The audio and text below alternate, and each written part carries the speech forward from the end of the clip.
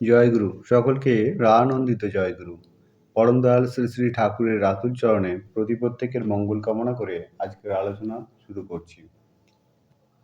দেখুন, যদি আমরা এমন কোনো আশ্রয় পেয়ে থাকি যে আশ্রয়ে থেকে আমরা সমস্ত বিপদ আপদ থেকে এড়িয়ে চলতে পারি, সমস্ত প্রতিবন্ধকতাকে জয়লাভ করতে পারি, তাহলে কেমন হয়? তাহলে তো আমাদের আর চিন্তার কোনো বিষয়ই থাকে না।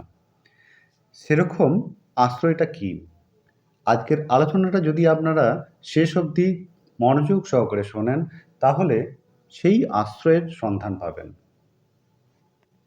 আলোচনা শুরু করার আগে অনুরোধ, আপনারা যদি এই চ্যানেলের ভিডিওগুলিকে অধিকভাবে লাইক শেয়ার করতে থাকেন, তাহলে এই রকম শ্রী শ্রী ঠাকুরের ভিডিও বানিয়ে আপনাদের সামনে পরিবেশন করতে আমি আরও উৎসাহ পাব।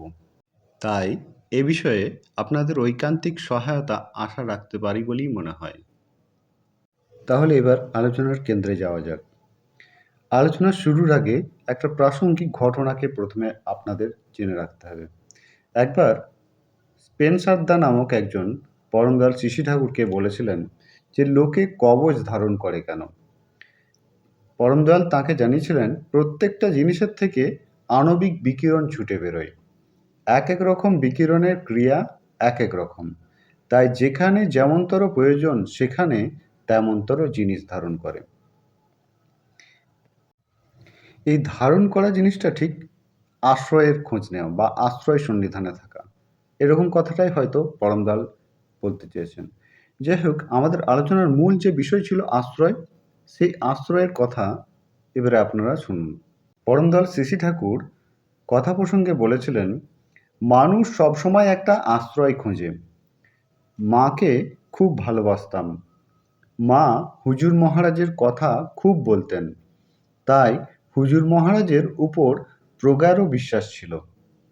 কেউ মারলে তাঁর ছবির কাছে যেয়ে প্রার্থনা করতাম। যে মেরেছে তার কোনো ক্ষতি হোক তা চাইতাম না, কিন্তু আমি যে বেদনা পেয়েছি সে কথা তাকে জানাতাম। এমনতরভাবে জানিয়ে মনে একটা শান্তি পেতাম। বয়সের সঙ্গে সঙ্গে মেয়েদের প্রতি একটা বিশেষ আকর্ষণ বোধ করতে লাগলাম। একবার পরপর 3 রাত এক পরমা রূপসীর স্বপ্ন দেখি। জায়গাটা যেন নবদ্বীপ। সেখানে একটা দোতলা ঘর, ঘরের মধ্যে আলো জ্বলজ্বল করছে।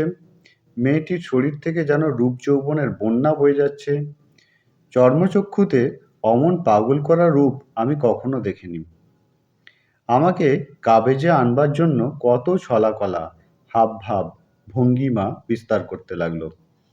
চোখে মুখে কি লাস্যভরা আত্মনিবেদন।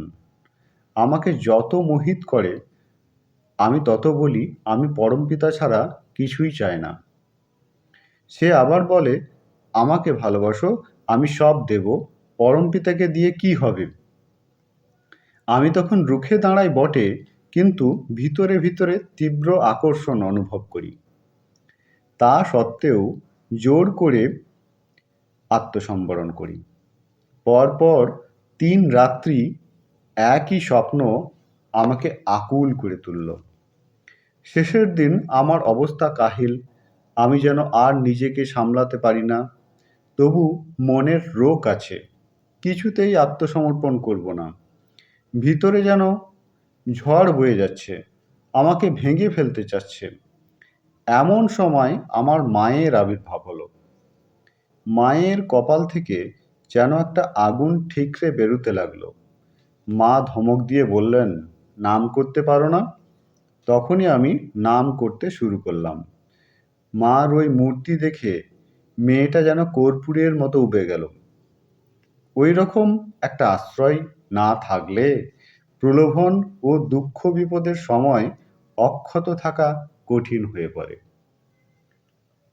সদ্গুরুর প্রতি অনুরাগ নিয়ে সর্বাবস্থায় নাম করার অভ্যাস করতে হয়। ওতে অনেক রেহাই পাওয়া যায়। শেষ অংশটা আবার পড়ছি। সদ্গুরুর প্রতি অনুরাগ নিয়ে সর্বাবস্থায় নাম করার অভ্যাস করতে হয়। ওতে অনেক রেহাই পাওয়া যায়। আলোচনাটি এই পর্যন্তই। আমি এ প্রসঙ্গে আর কোনো ব্যাখ্যা রাখতে চাই না। আপনারা নিজেদের বুদ্ধিমত্তার সহিত এই আলোচনাটি বারংবার শুনে এই বিষয়ে সঠিক উপলব্ধি নিশ্চয়ই করতে পারবেন। এরপরেও যদি আপনাদের কোনো ঐকান্তিক মতামত থেকে থাকে, তাহলে অবশ্যই কমেন্ট বক্সে জানাবেন। আজকের আলোচনা তাহলে এ পর্যন্তই। আলোচনা প্রসঙ্গে ৭ম খণ্ড, পৃষ্ঠা ৮২। আপনারা সকলে ভালো থাকবেন, সুস্থ থাকবেন। সকলকে আবারও আনন্দিত জয়গুরু।